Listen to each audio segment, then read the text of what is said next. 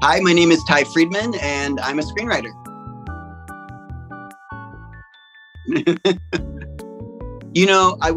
For me, I started off as a teacher. I had all these really dynamic kids in my class.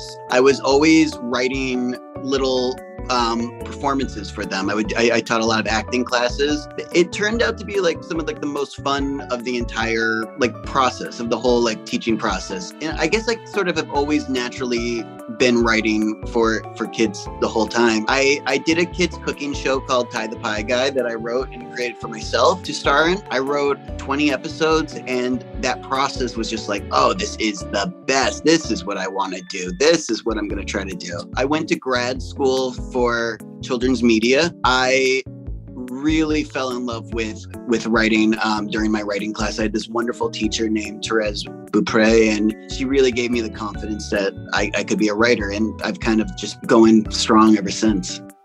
The one that we're working on right now, it's called The Artful Adventures of an Alwyn. It's about this creative spirit. It kind of came to me at a moment where I didn't really understand my place in the world as a person who just got diagnosed with autism, who was struggling and looking to find a place in the kids media world. I took the month off to write it, and I let it kind of be what it was. And through writing it, I actually understood my diagnosis of ASD.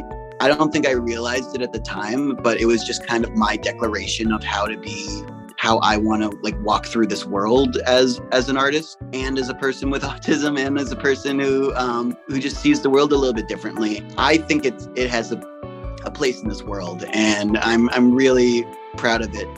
Besides being just my calling card, I think it could really help a lot of people in this world. I'm very interested in how writers get their ideas. In fact, I wrote my script, The Artful Adventures of an Alwyn, is all about that. I've become a really good listener for inspiration lately, and a lot of things will inspire me.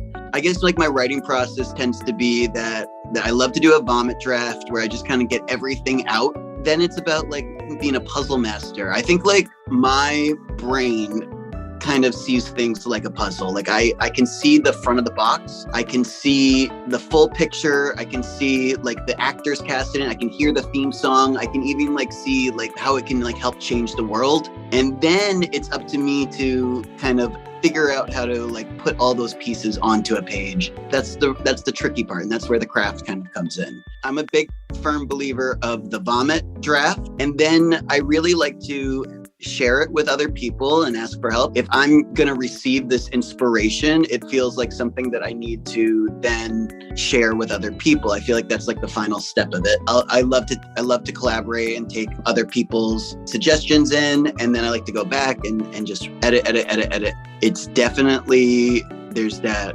middle process where you've read the script 1,000 times and you can no longer tell if it's good or not anymore, and you think it's just awful. And this is a process that I know is going to happen every single time. And when I get there, I'm just well, this is the worst. I'm done. I'm forever. It's never going to work out again. And I expect for that to happen each time because I know it happens every single time. I think that's probably the worst. I think the other hardest thing is to actually share it with other people and to let another person see it. I'm trying to be better at that one. It would be the Muppets for sure. Anything with Henson would be such a rich world to work with. I'd also love to do something with all my heroes, like Mr. Rogers. I'd love to work on Sesame Street. There's so many things that I would love to work with, puppets and live action. So many I can imagine.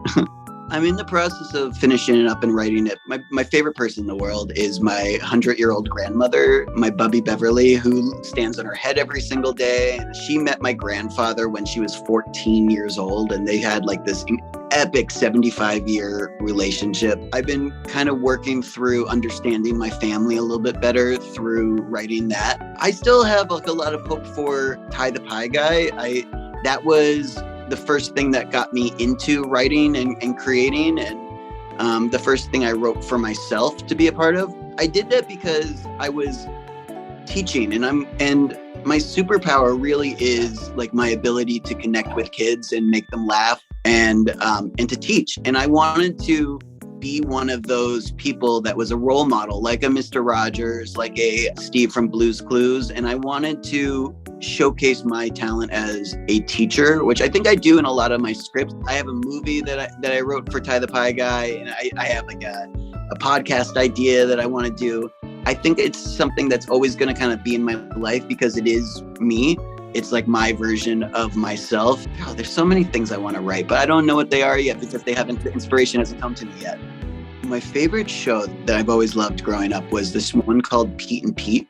I don't think it would be like a franchise in any way, but the people who created that, Chris Biscardi and Will Robb, they are like my pie in the sky of like, if I could work with them, that's like the dream of dreams. Just because I think so much of my humor is taken from them. That's what they are. They're just like these core characters that we know, but we can plug them into any situation, and they're just, you can mine comedy out of them forever.